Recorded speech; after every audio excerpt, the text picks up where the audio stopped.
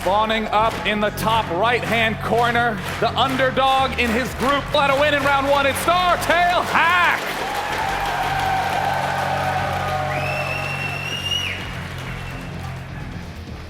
And over in the bottom left, the two-time WCS America champion, it is CM Storm's Polt.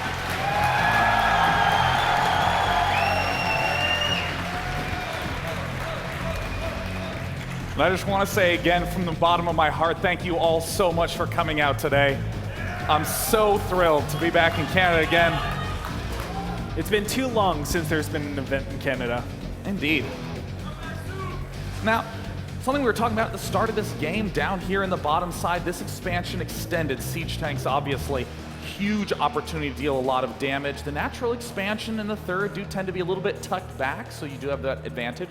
Watchtowers, the key control points. This choke blocks the back three expansions, and vice versa for Polt's side of the map. So, you know, there's been not as much mech in the Terran vs. Terran matchup lately, but this is a map where we do tend to see it used infrequently. What are your thoughts on the mech versus bio as this game's getting started? I think mech versus bio is perfect. I think mech has the advantage if you are able to do it right. You need to shut down a lot of positions, but because mech just relies on never losing that main army, you don't have to worry about getting a lot of resources because there's not a lot of bases on the map. A bio player only can have a max of, let's say, 4 expansions, the top 4 or the bottom 4. So just playing that deny game, you can kind of instigate those attacks, be cost efficient, and just say you'll run out. You'll lose the war of attrition. Yeah, and I really like that point you bring up about the safe 4 bases. Mech functions best when it does have 8 gas. So obviously all those metal units, the factories themselves cost quite a bit of gas. Polt looks like he's beginning to begin the gas stockpiling right away, going for a refinery immediately after his barracks. Will he throw down another refinery? It looks like he's trying to hide it from his opponent. Up on the top side, though, Hack has done a delayed refinery. This generally indicates an expo factory or a reactor expand. I've been watching a lot of Hacks play on this map in particular as he's prepared against Polt. I was just watching in the player's room behind his shoulders. He loves to go Banshee follow-up after this. Cloak Banshee and just play it overall very standard. Now, what are the implications of going Cloak Banshee after a build like this? Because some people are really for it. Some people say it's so inefficient because you're getting the Banshee so late. Yeah. I mean, it's kind of a weird trade. Just in a general sense, you'd say, yeah, that it's not correct to do. But again, the map is having a lot of influence. Look at this enormous ridge. It's very easy to exploit the outer edge.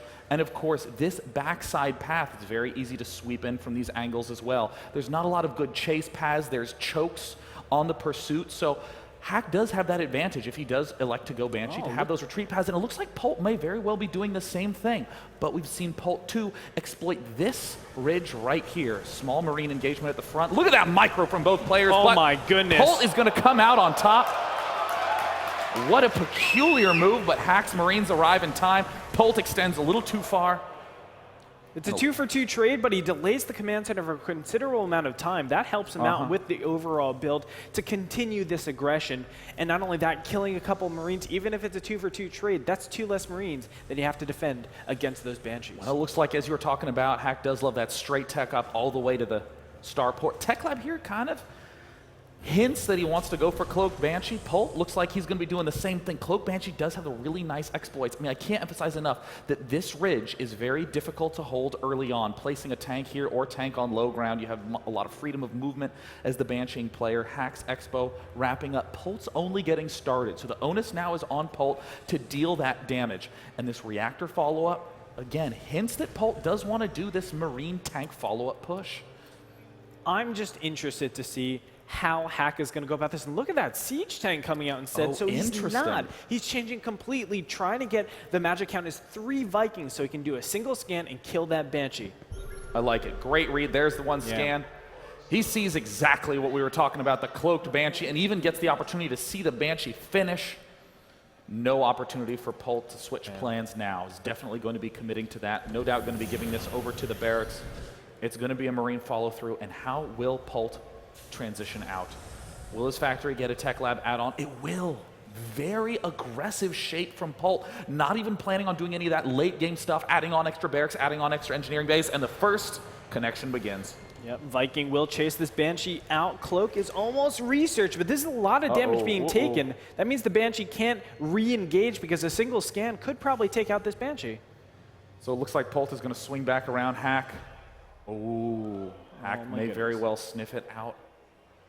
Nope, Banshee's going to be able to escape. Hack's now immediately planting down. Nice missile turret placement. None in the main at this point in time. Going to rely on that Raven. Yep. Really nice placement from Hack. That's kind of cool, too. He gets the first Viking just to draw out a little bit of the Banshee damage, and then after that, he goes for the Raven. From the backside, the Viking takes it down. Second Banshee incoming so far. It's looking good for Hack. Yes, there's a little bit of indirect damage from those turrets, but I would say just from the build orders, income tab showing 32 to 30 harvesters, but the extra mule helps out so much. So Polt's really got to do some serious damage. Oh, it's not going to get that opportunity to at all. I mean, right now in the kill tab, we see it's just a pair of workers have been killed by Polt. Thus far, these Banshees have done very little, but Polt is going not long game at all. I don't see an engineering bay anywhere. No upgrades coming up. He's going to be going Stim Marine with a little bit of tank medevac support for a fast push, but Hack is also gearing up to move out as well. Can you realistically do any damage with this push out, though? I know there's a couple of spots that you can take, but I don't know. It seems a little bit risky to push out with these siege tanks. Yeah, I mean, ordinarily this would be a fine push timing for Hack, but Polt has decided to go straight powering mode. I mean, look, only now getting the engineering bay, and oh goodness, it's going to be a transition to mech from Hack. Yes, it is. Infernal Pre-Igniter was chosen. That's the clear indicator. So this is going to be really interesting stim. 75% of the way done for Polt. So Hack must tread very lightly. Beautiful tactical maneuver by Hack. Threatens the tip and then immediately pulls back to the side. These siege tanks are going to fall. A Seeker missile's going to land. Beautiful timing push by Hack. He can't get the closing blow on that siege tank, but some great pressure already. Still needs to be careful. Stim almost finished, just about 30 seconds away. If he's still here, he will be overrun so easily. Another tank falls. Hack being exceptional at sniping these off. A completely unorthodox timing push from Hack, designed specifically on this map. He can threaten this area so much, sieging up, blocking off the two, pulls back just in time. Brilliant move by Hack, who's going to be gaining a clear tactical lead. He's gotten the opportunity to tech all the way up to his mech composition. He has the parafactories with Tech Lab. He's getting all the rest of the reactors he needs. Third command center en route. That supply count seems to favor Polt, but don't let that deceive you. Right now, Hack has gotten a huge benefit. He has had no threats thrown at him early. His plan to go mech hasn't been shut down at all. And if you look at the units tab, 2 to 2, siege tank count normally favors the bioing Terran at this phase of the game because normally the meching Terran is so busy getting the production and at the same time getting a lot of Hellion. So you don't have room to really make those siege tanks. You don't have the gas to do so. But the fact that there even means Polt has almost zero ability to attack out or do a lot of damage, I think Hack is in a perfect position for this game. Polt's going to be attempting these pokes, but these brilliantly placed turrets are going to only allow Polt to hit the geyser. That's not really going to be that beneficial. Scan up in center reveals everything. Polt now knows that he's up against a meching player. He's going to run headlong into that superior tank count. Oh, Hack's a little bit extended, and the point of the base still held. Polt is forced to retreat. Still, siege tanks will keep him safe. So far, looking really good from Hack with the defense. Losing one siege tank does hurt a little bit, but we'll see. Stim, remember, this is the big time where Stim can be very applicable, but at the same time, it's hard to get things done with defensive siege tanks. I mean, what can you realistically do to defensive siege tanks? Yeah, I mean, right now, Hack will advance here, likely taking this expansion. Doesn't want to go for this one quite yet. If he can maintain the siege tank edge, this is an excellent position to be in. It also helps him defend that point, but that would commit Hack to being on the defensive footing for the entire game. So he may very well still expand to this rightmost base. Sensor tower now going up for Hack. He wants to protect the backside from drops. Yeah, just everything's so smart. And this drop is going to be his main advantage, I think. This is going to be the key to actually draw Polt a little bit back because he's going to realize the reinforcements are going to go back here. He can maybe start to push out in the middle of the map. We'll find out as Polt starts to aggress up, takes 2 big shots on his Marines, and his Hellions move out. And at the same time, there's that drop. Amazing reaction time from Polt, but I mean, there are not that many units nearby. Hack is going to deny this mining for quite a chunk of time. All the rest of the forces from Hack safely defending back at home base. It gets a good shot up, but it's not going to be enough. But what about that third base? Hack being very proactive with those early Hellions.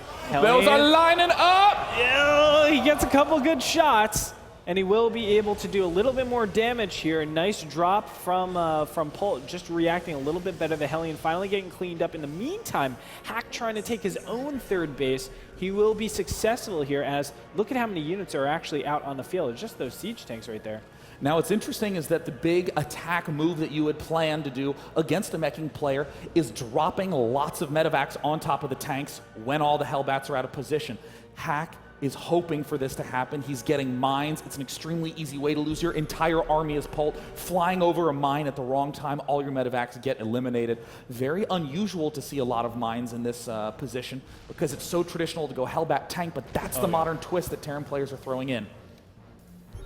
And it just adds an extra layer of complexity, I think, that not a lot of Bioing players are used to. And because of that, there's going to be this short, brief time where it's going to be so much more effective than we normally see. But now Polt finally trying to aggress up, but again, just positioning so well. Hack is on top of it.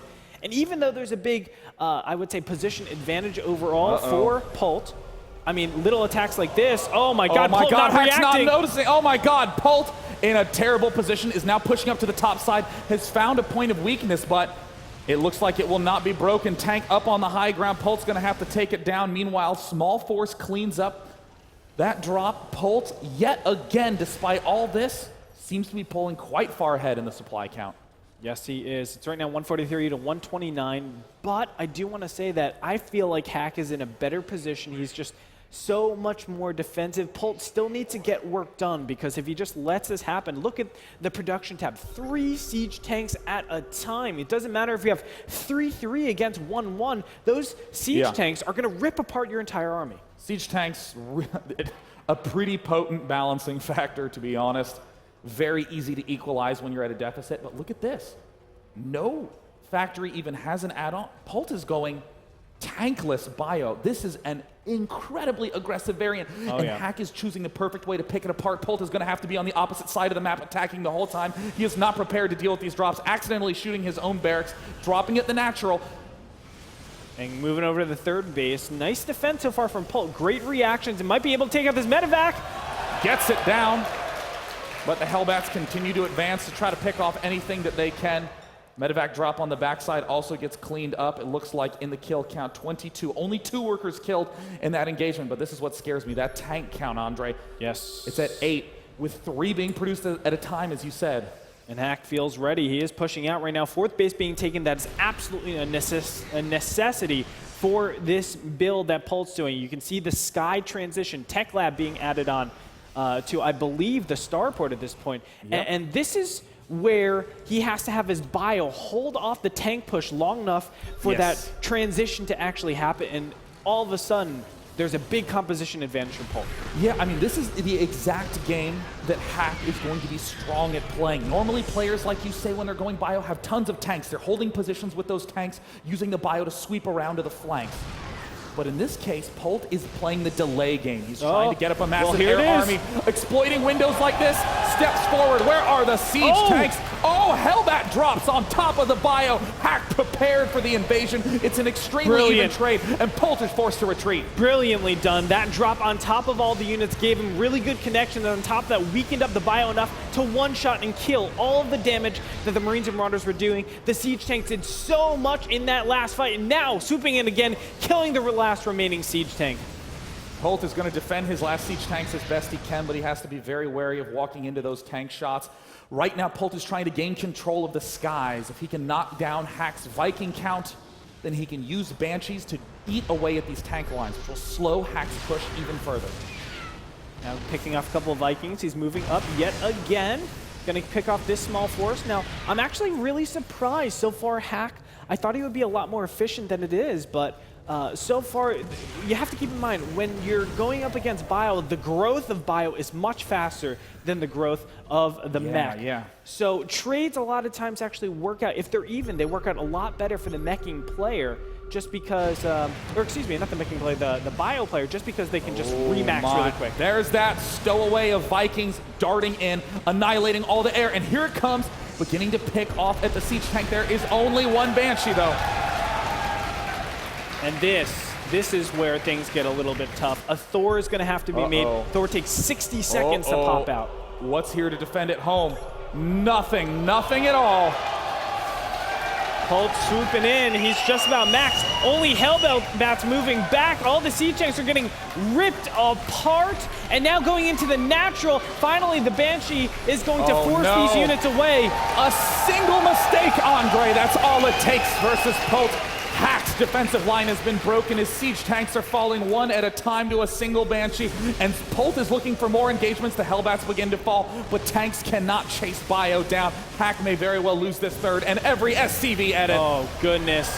And how can the Thor ever really connect with that Banshee, with the Banshee? He can't. The Marines and Marauders are still ripping apart everything while the Banshee is over top, killing each siege tank one by one. 11 kills on the Banshee. And that's going to be all she wrote for 2 bases for Hack, who had an amazing position, a comfortable lead, and in one fell swoop, Polt has decimated Hack's defensive line. Oh gosh, now swooping into the main base. It looks like a nice scan, preemptive scan. Gonna drop directly on top of these siege tanks. He needs to be careful because those Widow Mines. Widow Mines in the back, but it does only pick off 1 medevac. Polt successfully drops 177 to 49 supply. GG. Polt